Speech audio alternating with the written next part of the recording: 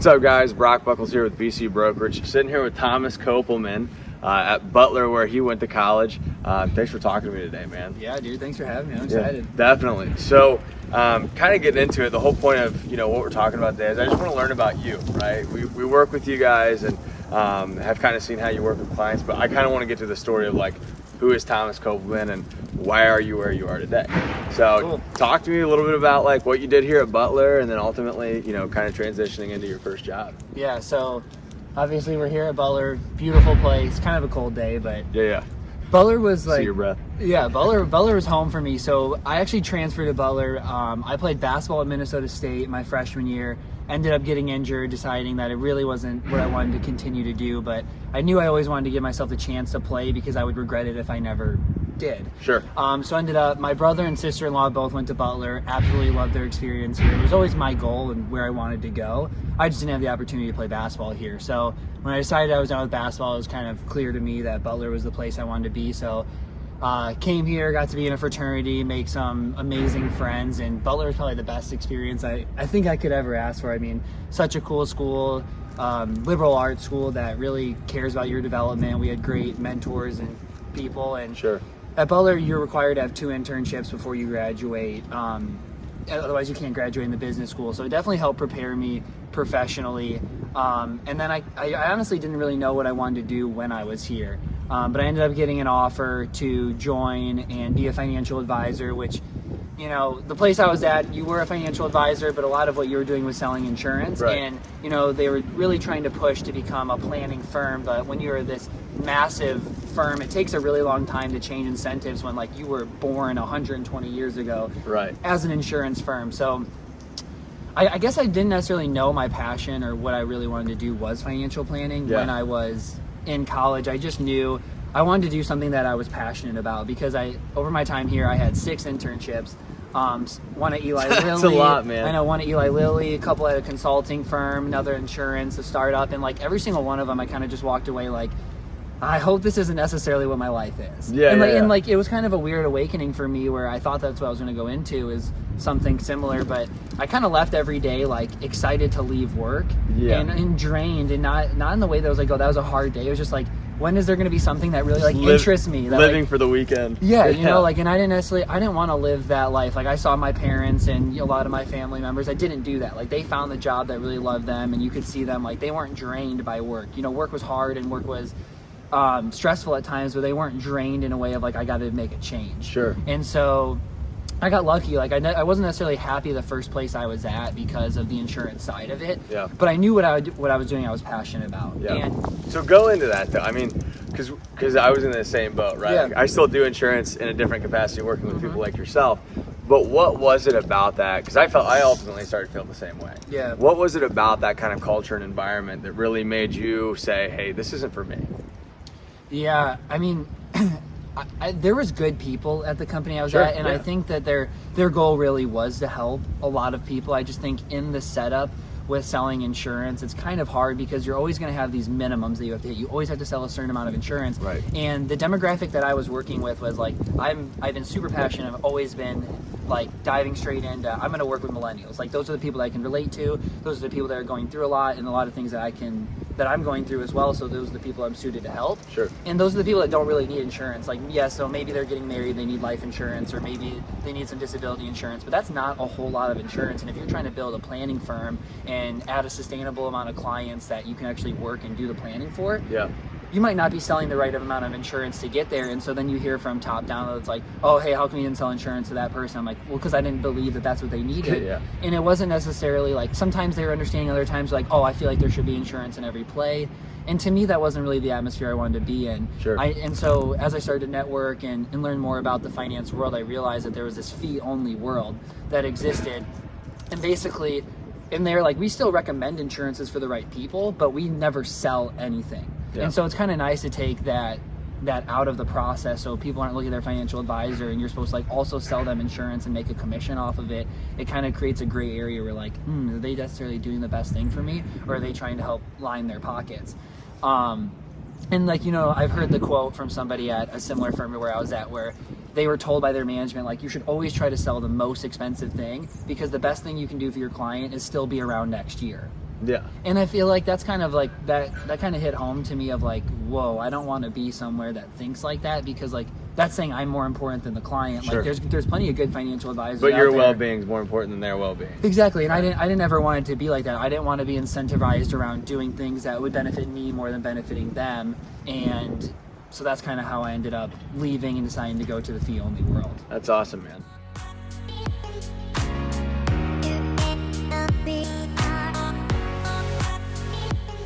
So Thomas, today we always hear the term financial advisor. It means a lot of different things to a lot of different people. What's your specialty? Who do you work with? And also, what's kind of the structure that goes along with that?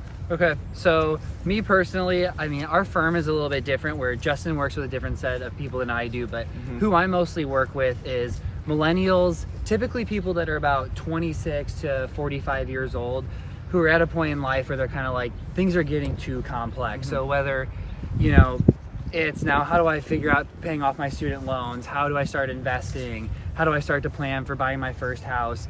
I mean, we like to kind of think of ourselves more so as like a personal CFO in a way that like the industry has changed where it's not just like investment management. It used to be before you go to sit down with a financial advisor and they would just help trade some stocks and then they'd help you prepare for retirement. That's about it. But what people started to realize is that like the entire millennial or like the people that are 20s to 40s were totally like cut off in that model, because you're just going through so much. There's so many decisions to make, and then you're like busy as you've ever been in your job, and then kids are getting older and you're worried about college that's inflating at 7% a year. But then you're worried about taxes because you're like, wow, we're making more than we've ever made before. And they just need a partner. And so now that we've been able to change and create a model where they don't pay just based on the assets you manage, they can actually pay like a monthly fee for the help. That's when we started to be able to work with millennials, and that, I mean, they've seen a ton of value in it. I think it's kind of sad that they were neglected for so long, because it's just such a complex part of your life. Yeah, and it's really refreshing meeting with a fee-only planner like yourself. So as we talk about different financial advisors and things like that, why is it so important to be fee-only and the transparency that comes with that for the client? Yeah, so I always like to hit on the fact that like there's good advisors in every single model. So there's no reason that like if you're a financial advisor and you sell insurance that you're a bad advisor. I would never say that. There's just ways that like it was set up before where you're incentivized to do things. So you're incentivized to sell insurance, you're incentivized to sell annuities. And those might not necessarily be the best thing for the client. And so in the fee-only world, we do have an incentive to have people's assets with us. Like we get paid based on what we manage. At our firm, we have a cap fee, so we can never make over a certain amount. But I just believe in the fee-only world because I think there's such a lack of trust in financial advising at times, and I want people to be able to trust, to know that we're not trying to push things for them that aren't necessarily the best thing for them. And it's also just the best way to be able to work with millennials. If you don't have the subscription, fee only model, then there's really no way for them to be able to pay you unless you sell insurance. And that wasn't necessarily the route that I wanted to be able to take. So, Thomas, I know that you work with a lot of millennials and it's something you're passionate about, but kind of walk me through, like, why is that who you want to work with? And then, for someone in their 20s or early 30s with some kids, like, what is it that they should really be thinking about, given that every situation is different, but just kind of in general? Okay, so first, I think it's because it's the people that I can relate to. It's the people in my network. It's the people that I know. And it's the people that, like, I'm kind of going through a similar life stage with. So it's just like, I mean, think about it. If I went and sat down with a 60-year-old financial advisor, right, and I was trying to tell them about like why I want to go on this cool vacation with my friends, they would be like, no, save. And that's not like what we want it to be. Like, life has changed. We now, and I can identify this with millennials, like, we are experience based. Like, we want to work at a job that we love versus just work somewhere we make money and be miserable. Right. And so a lot of times if you work with a different financial advisor that's older, that doesn't see those things in the same way as you or have the same values, it's really hard to like get on the same page as them. And so then if they put out a plan for you and then you don't follow it, then really you're not making any progress. So I'd say that's for one. And two, it's just also like, it's a space that really isn't filled. Like, there are not that many financial advisors out there that work with millennials and actually want to help them succeed. Right. And so for those two reasons were the main reason I went there. But to address your next question, if I was just graduating, so we're here at Butler, if I was a recent Butler graduate, this is my first year out, there's a few things I would think about doing. One is I'd try to pay off my student loans. I think it depends on your situation, how quickly you do that, but I think that's one thing that you absolutely want to address. And maybe you wait a little bit at this point because you want to see like what happens as Biden comes in, and are they going to forgive a certain amount of student loans? And Sure. Right now they're paused, but Things are changing. In a general world, that's what you would start with. Another one is building an emergency fund. I think people really neglect and forget the fact that like crazy things do happen. Like as you graduate college, life gets expensive. You know, now your car breaks down, or you know, you just have all these random expenses that come about, and so you need to have an emergency fund to be prepared for that. And then I would say probably the next thing is making sure if you have a 401k through your work that you're at least opted in and taking advantage of the full match that they're going to give you. So, you know, if you make $50,000 and your employer is going to give you a 6% match, if you don't end up doing that, you're missing $2,500 that employer would give you. Sure. And so I think people, when you start your new job, you just think salary is what you're being paid, but it's also through a lot of your benefits. So making sure that you look through it, and do you have long-term disability, and do you have short-term disability? If not, maybe that's something that you need to go get to protect your income. But I would say it's just really like doing those things and then building a budget. I think it's super easy to let your expenses kind of go wild. You also now you have 10 subscriptions, then you have 2 gyms, and then you realize I'm spending $200 a weekend going out with my friends, and all of a sudden you're like, why am I not saving? Sometimes you just kind of need to go through the exercise and see how you're spending your money, so that way you can kind of just self-realize maybe I'm not doing the best things in certain places. But I think the final thought on that is like sit back and say like, here are the things that I love to do. Maybe you don't want to give up going out with your friends and you want to be able to spend that money, great, but then maybe then you can't have 10 subscription services that cost you $500. Like you got to pick which one you really value and spend your money on the things that you value, and then cut back on the things that you don't. Yeah, no, that makes total sense. And so what about like for people out there that have kids, you guys talking about like, do they need to start saving for their kids' college if that's something they want to do right away, or is it something that there's kind of time? What does that look like? Yeah, so I think kids is when things start to get messy, to be honest. I think that's like the best time to work with a financial advisor and kind of like the people that we add the most value for, because it's just so complex. You're like, how do I even prepare for a kid? Like, how are my expenses going to change? Like, how do we pay? How does our health insurance change? Do we need to start a 529 plan? Sure. And all those things are things you need to think about. If college is something you want to prepare for, I mean, in Indiana, our 529 plan has a great tax benefit, so it's something that we have a lot of our clients do. But again, it really depends on the picture and what you want for your kids. You know, maybe you don't want to pay for that for your kids, or maybe you think that your kids are maybe going to go to trade school. So it really is like there's no perfect answer for everybody. I think there's like that ground basis of the things you need to do. But I would say if you're gonna have kids, like bump up your emergency fund. Like there are a lot more things that can go wrong now, and life is a little bit more serious. And I think what COVID has showed us is that like unexpected things happen all the time. Like we never expected that a thing that could put us out of our job is actually just a virus. Like we all thought, oh, we're good workers, we're gonna be fine, or our business is doing fine, the economy is doing fine. But what this has shown is that like there are crazy things that can happen, and maybe your emergency fund should be higher. Maybe it should be more around 9 months of expenses or 12 months of expenses, if that makes you feel comfortable. So I think it's just kind of taking a step back and thinking about your personal why and your story of like, hey, do I hate debt? If you hate debt, then try to pay it off as quickly as you can and don't charge anything to your credit card. If you're somebody that's like, oh, I just want to save for the future and I want to take more risk in my investments and have more equity exposure, then do that. But like, you can't just listen to what somebody else says and go do that and that not fit your personality, because it's going to be really hard to handle those things if you don't. Some people are really heavy on debt. Like that's what makes them feel like good about themselves. They're like, if I'm getting rid of debt, that's what's going to do it for me. Other people are like, it's not as big on my priority list, although you would encourage people to pay off their debt. Yeah, but it's that's part of working with a financial advisor that understands you. So like if you sit down with a financial advisor and they don't have a good process to get to know you and what matters to you and your money story, then they're not going to be able to help you make that decision that's best for you. They're going to say, hey, all of my clients, we tell them not to pay off their mortgage quicker.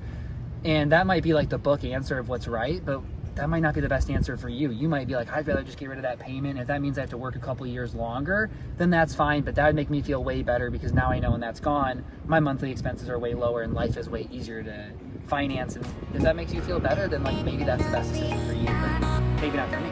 Absolutely.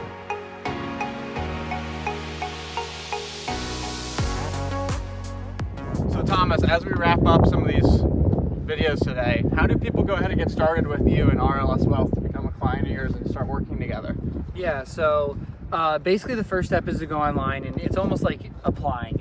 Not in a way that like we're going to say no or yes to anybody from that first thing. It's just so we can come into the first meeting and have a little bit of idea of where you're at in life, what you're looking for. And then we have a very like informational first meeting where we just get to know the person and their story, what they're looking for, and then we tell them like, here's how we work with clients. Like, we don't really deviate from the way that we work with clients. So there's clients we're like, hey, you'd be better fit here. And so a lot of times we'll refer clients out if they're not the best fit for us. But that's step one. And then step two, we kind of give them a little bit of homework, fill out the financial planning software, come in ready for the second meeting. And we really dive into like getting to know the person and their story. So like what they really want most in life. So we use George Kinder's 3 questions, which a lot of financial advisors have heard of. But like the goal of those 3 questions is to really get deep into knowing like what people want in life. Because what we found is that like a lot of us just kind of go through life and we don't really think about like what are those things that we really want to happen. And in financial planning, there's so much uncertainty in what's going to happen next year and the year after, but there's those few things in life that you really want to plan for. Maybe it's retiring early, or maybe I really want to own a house, maybe I really want to have a family. So we can start to plan for those things. And then we finish up that meeting with talking a little bit more about the numbers and getting an understanding of what's going on. And then after that, we deliver the plan, talk through it, we go on and implement it for our clients, whether it's investments, all those other things.